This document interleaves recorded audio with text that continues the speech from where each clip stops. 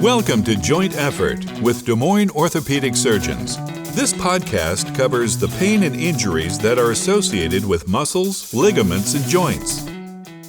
Well, welcome. I'm your host, Dr. Jason Sullivan, sports surgeon at DMOS. And today I'm here with Dr. Mark Fox. He's fellowship trained in sports medicine. Also did his residency training at UT Southwestern in physical medicine and rehabilitation. Yep. Thanks for having me, Jason. Yeah, that's correct. Well, we appreciate you coming on.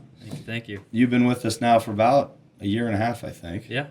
And that year and a half has been filled with your wife who's a peds dentist. She started her own clinic. Yep. You had a kid.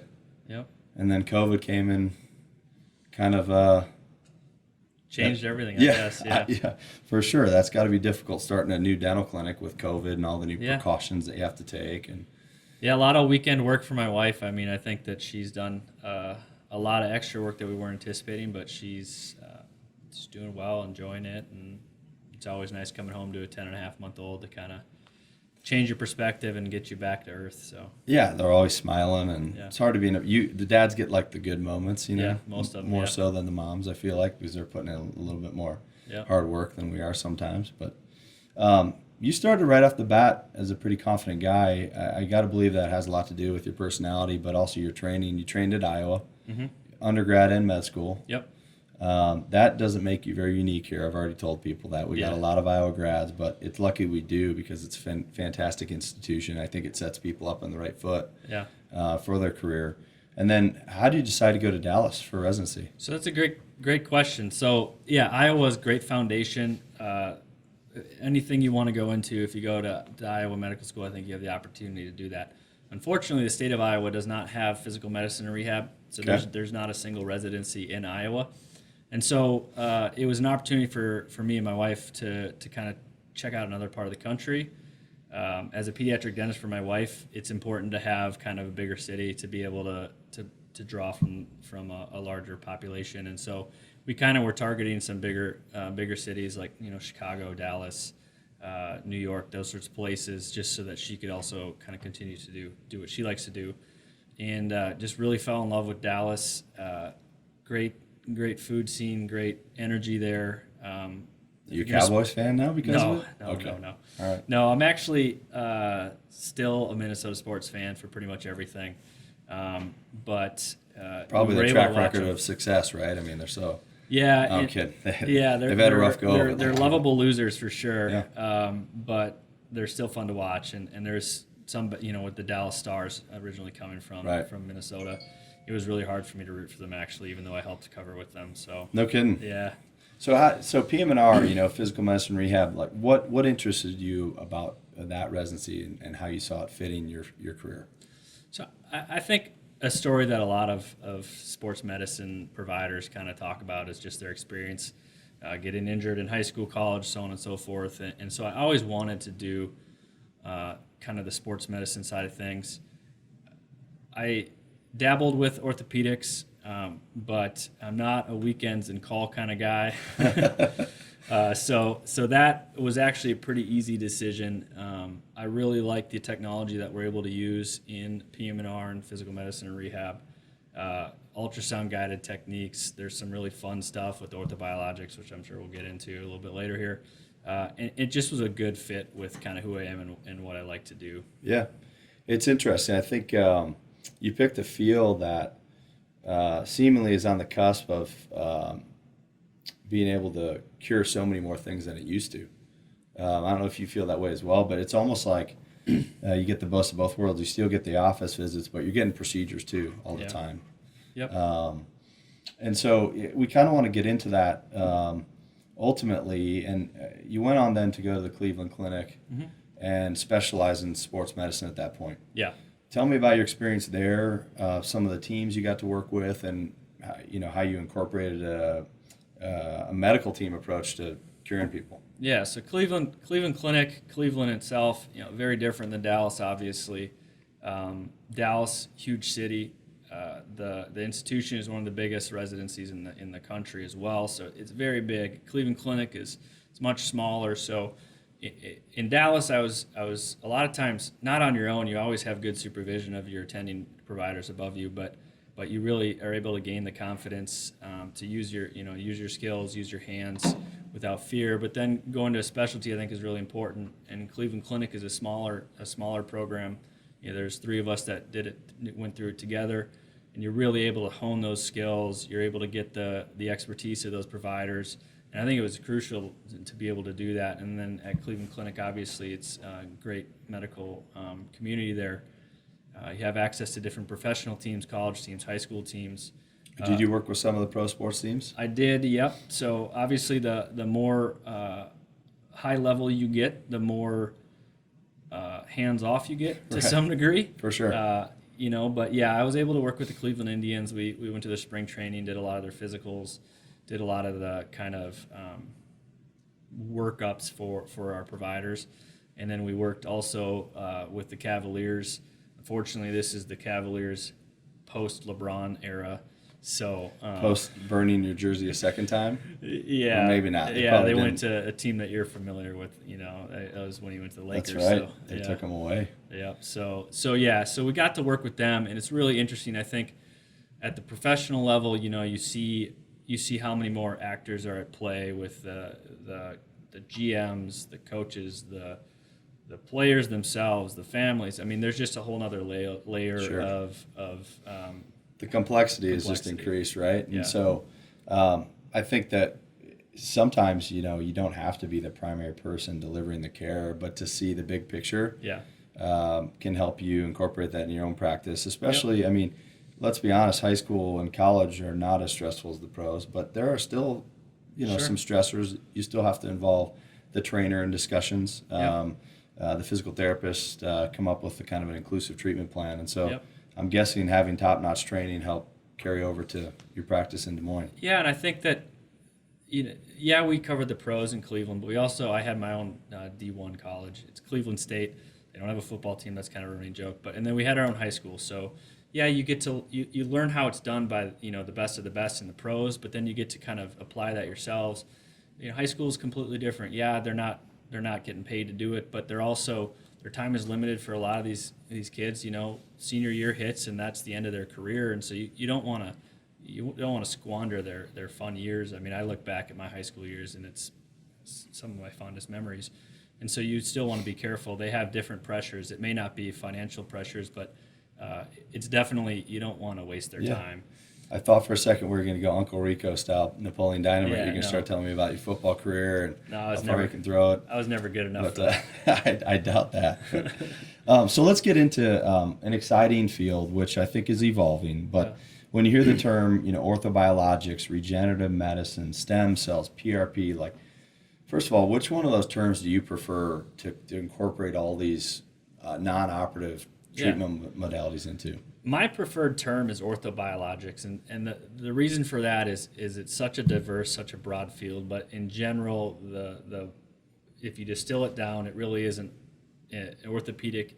We're treating orthopedic issues, and they're used biological tissues typically. So people will call them stem cells. People will call them regenerative medicine. I think the issue with those, to some degree, depending on what you're treating, you're not always really targeting regenerative. You're not really hoping for regeneration of any tissues because that's not been shown to happen. Stem cell also, when this first came out and was first explored, there was thought that the stem cell was the major portion of this product that really helped. But as we kind of get to know more and more about it, which is coming out, daily, weekly, you start to realize there's probably more to it than just the stem cell aspect of it.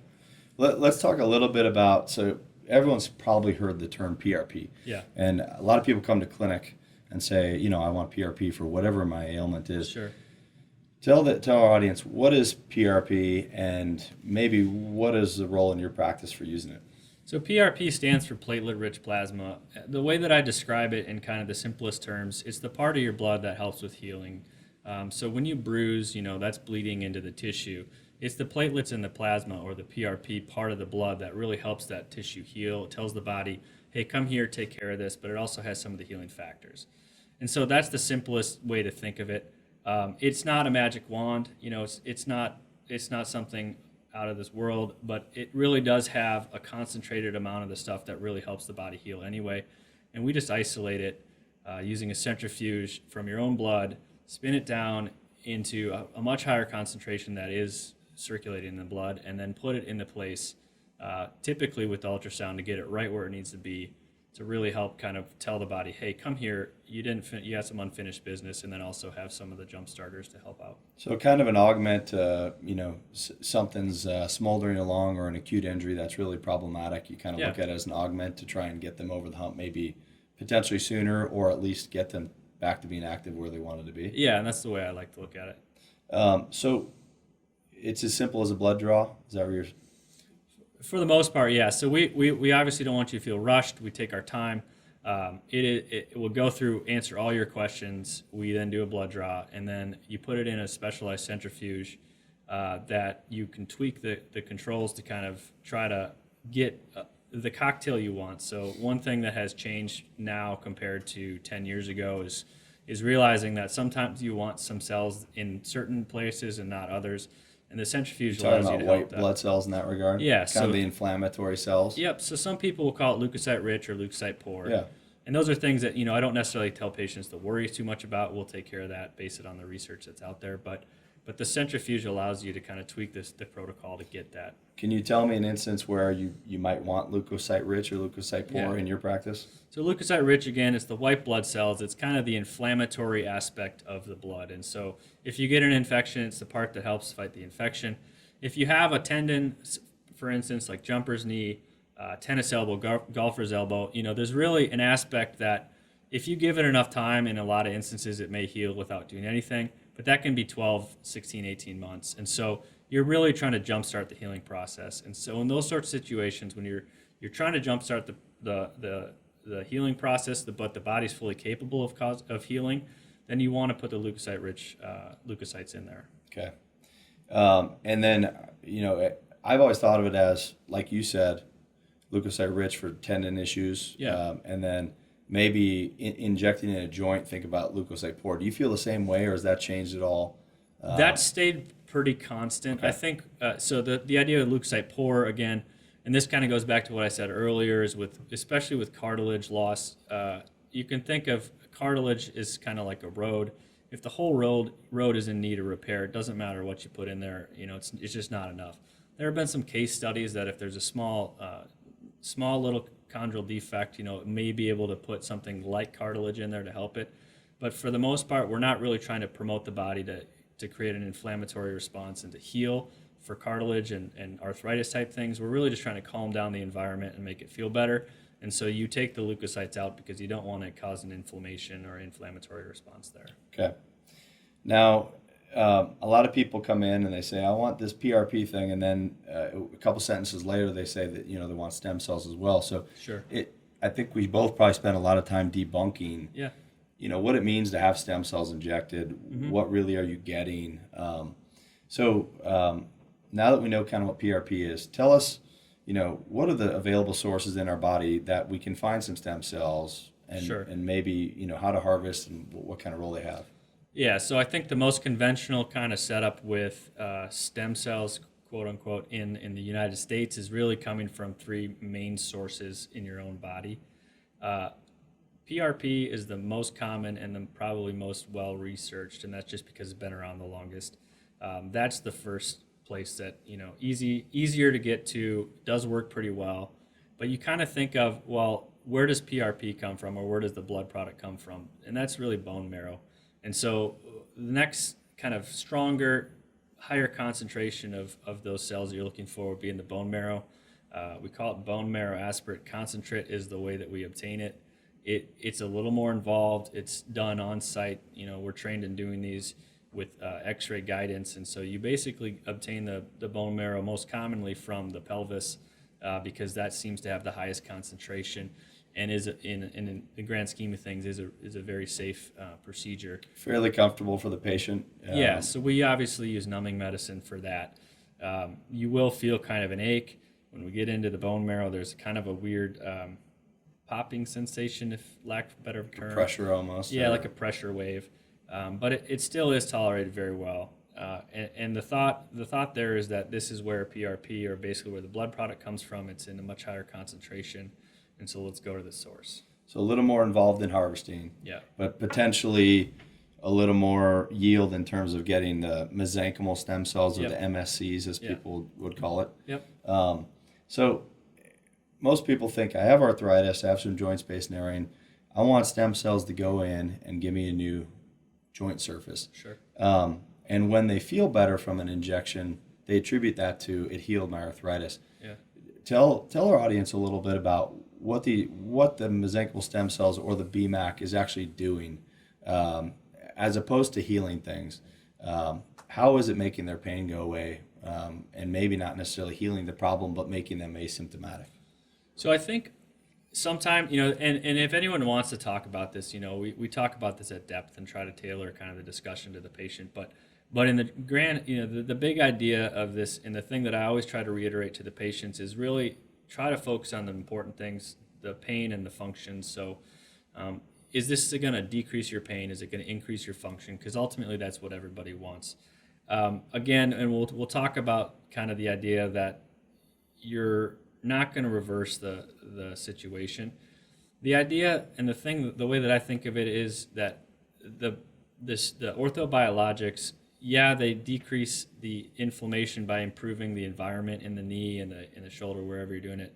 But they also do bind to the pain receptors and deactivate them and in a way that will improve your pain, decrease it in most cases. Obviously, not everyone's 100%. I wish I could have a crystal ball and predict that, but Someone with mild to moderate arthritis in their knee, Yeah. let's say you're doing a BMAC or even a PRP injection, what's your best guess as to how long it could help them, and what you've seen anecdotally in your own practice? Yeah, so there's a good study that came out. I like to base as much of my information I provide patients on studies.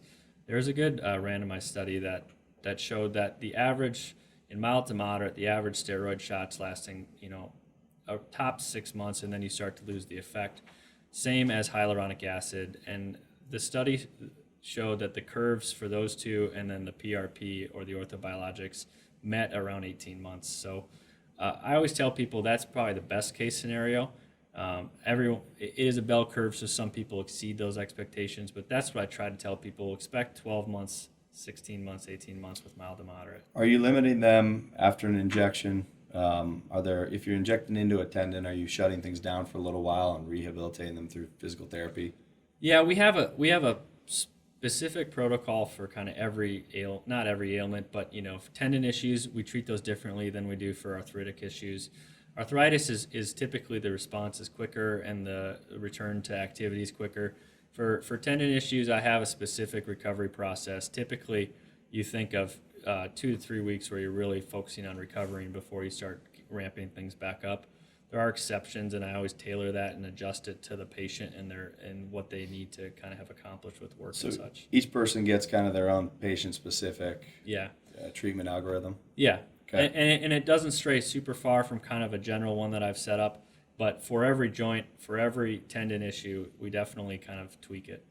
So when you have a visit and you indicate someone for PRP or BMAC, are they typically then rescheduling for the procedure at some point later down the line? Yeah, a lot of times they have a lot of questions, and I want to make sure they have time to have those answered. Yeah. But then the other thing is we like to optimize them, and so one common issue is that anti-inflammatories like meloxicam, Aleve, ibuprofen, those can actually decrease the effectiveness of the orthobiologics, and so I like to get them off of those for at least 2 weeks. Okay. Most people that are coming in are having pain, and they're using those, and it's always kind of like, well, we should stop that anyway for a couple weeks because they do affect platelets. Okay.